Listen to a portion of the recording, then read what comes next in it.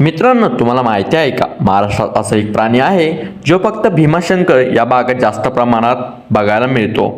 तर तो प्राणी कोणता आहे? तुम्हाला नक्की माहीत असेल तर कमेंट करून सांगा. तसं तर आपण या व्हिडिओमध्ये सांगणार आहोत. त्या प्राण्याचं नाव आहे शेकरू. शेकरू मादी वर्षातून एकदाच डिसेंबर जानेवारीमध्ये पिल्लाला जन्म देते. एक शेकरू 6 ते 8 घरे तयार करतो. एका झाडावरून दुसऱ्या झाडावर सहज झेप घेणारा शेकरू 15 ते 20 फुटाची लांब उडी मारू शकतो.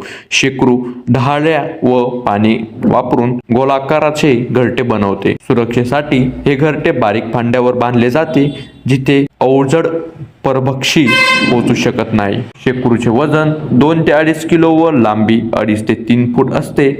त्याला गुंजेसारखे लब्बड डोळे, मिशा, अंगभर तपकिरी तलम, कोट आणि गळ्यावर पोटावर पिवळसर पट्टा, झुपकेदार लांबाचे शेपूट असते. हा प्राणी तुम्हाला माहिती होता का?